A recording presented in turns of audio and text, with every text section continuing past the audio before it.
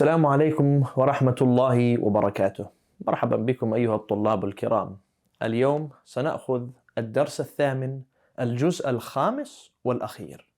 Today we're going to take lesson 8 part 5, and al-akhir means the final or the last and final lesson of lesson 8.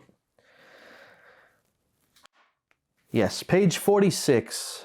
هنا يقول, here it says اقرأ واكتب. And we're going to start again, like we mentioned a long time ago.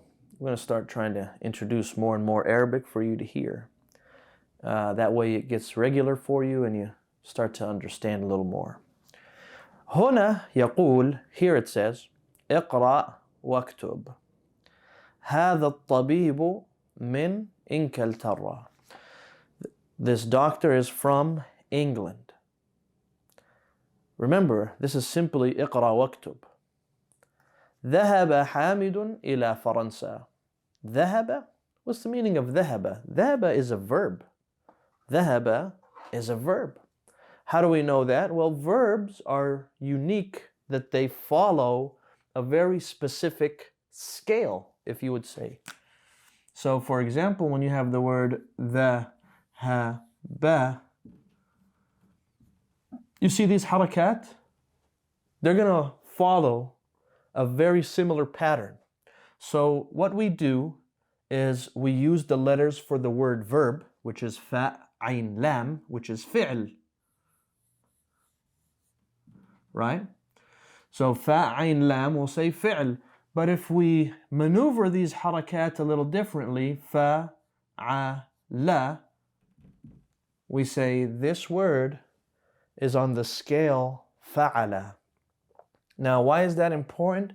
Because we will learn once you start to conjugate verbs, once you start to form them into their present tenses, and when you form them into their requests or commands forms, you find that they're going to follow a certain pattern. So for right now, this is ذهب, which the one doing this action, it means the one doing this action is not mentioned, at least on paper. He's mentioned, but you don't write it. You say ذهب. This is not written on your books, but it will just simply mean that without it being there. So if I was to just say ذهب, that's a complete sentence. That means he went. I don't have to write huwa. It's already a complete sentence. If you do decide to write who's doing it, ذهب حامد, that's a ugly dal. ذهب حامد, then now it's Hamid went. Okay? But always remember this though. The one doing the action, the one doing the action always has to come after. If I put huwa here, no. There's going to be another huwa there, by meaning, not by actually being written.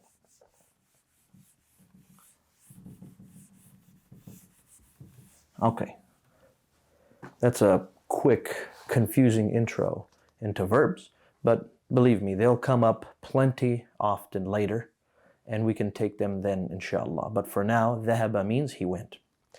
ذهب حامد إلى فرنسا. Hamid went to France. محمود مريض. محمود, السؤال الثالث. محمود مريض. ما معنى مريض? He's sick. And Mahmoud is a name. هو الآن في المستشفى. What does this sentence mean? ما معنى هذه الجملة? هو الآن. He is now في المستشفى. الآن is what? هو is a ضمير. Al-an falls under what category? It falls under a ظرف. All right? ظرف zaman, to be specific. It falls under an adverb telling you what time an action took place. هو الآن في المستشفى, in the hospital. السؤال الرابع. ذهب عبد الله من ألمانيا إلى إنجلترا. Abdullah went from Germany to England. السؤال الخامس: هذا الكتاب لعيسى وذلك الكتاب لموسى. ما معنى هذه الجملة؟ هذا الكتاب لعيسى. This is Isa's book. وذلك الكتاب لموسى. And that book is Musa's. السؤال السادس: هذا المهندس من أمريكا. ما معنى هذا المهندس؟ This engineer. من أمريكا is from America. السؤال or التمرين السادس. The sixth exercise. اقرأ. Here it says السبورة أمام الطالب وهي خلف المدرس. So أنت الطالب, you're the student. Where's the سبورة? أين السبورة? أمامك is in front of you. And it is behind me. وهي خلف المدرس. وهي خلف المدرس. Now, ظرف, right now we're taking ظرف مكان. If you see these, أمام and خلف. أمام and خلف. Okay? In front of, behind. The word that comes after this ظرف, the word that comes after this ظرف is going to be مضاف إليه. But this is not a حرف جر. Okay? حرف جر, they are مبني. حروف الجر, they're مبني. Like من, إلى, عن, على, في, رب, all of those, they're all مبني. They don't change. ظروف, sometimes there are some that are مبني and there are some that are not مبني. Some are معرب, depending on how they're used. And we'll get into that, inshallah, once we go into depth for these words. But typically, especially when you talk about zaman, right? When you talk about zaman, like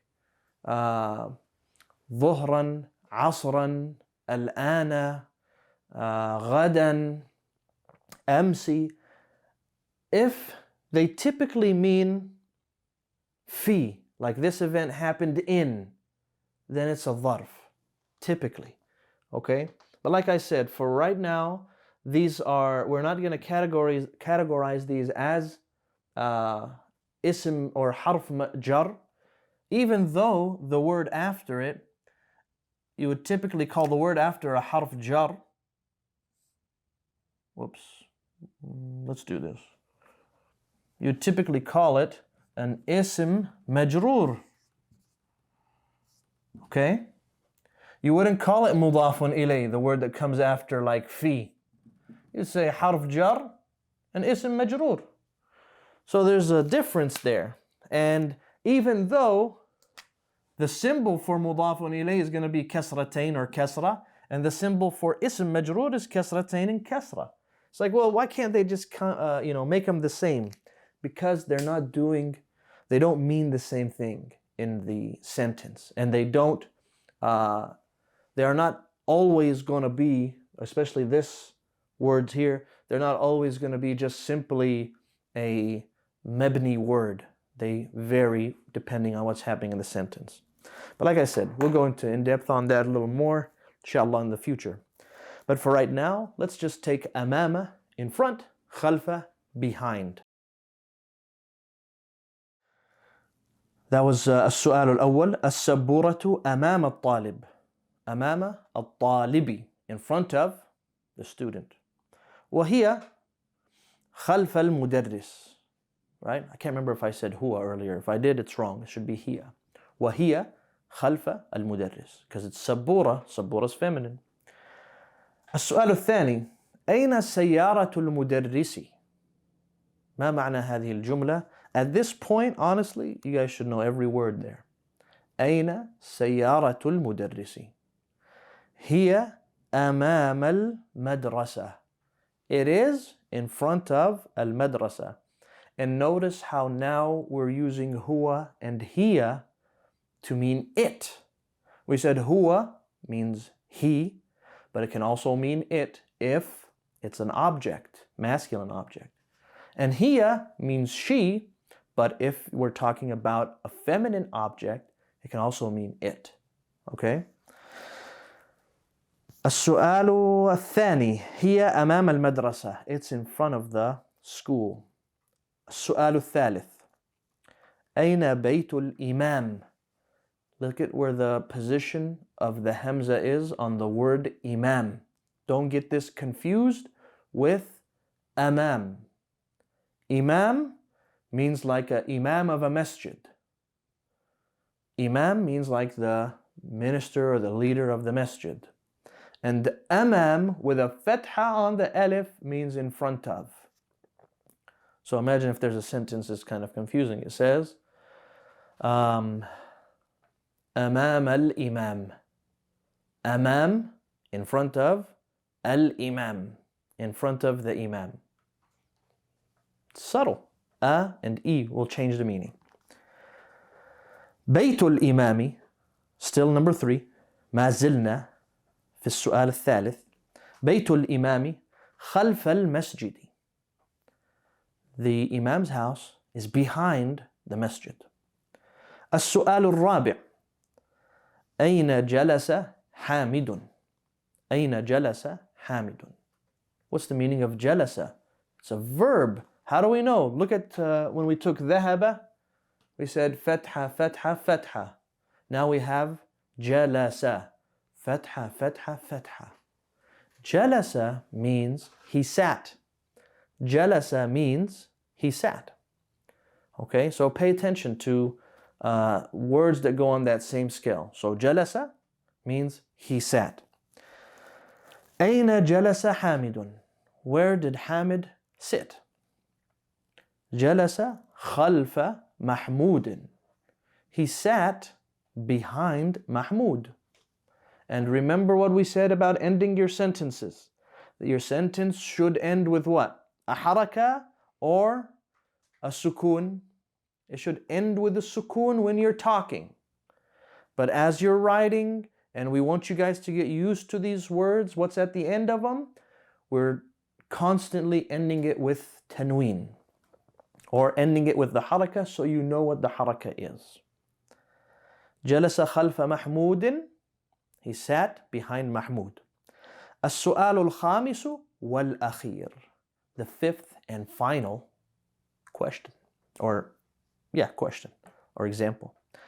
ذهب عمار إلى المسجد. ما معنى ذهب عمار? So we take ذهب, we said that means went.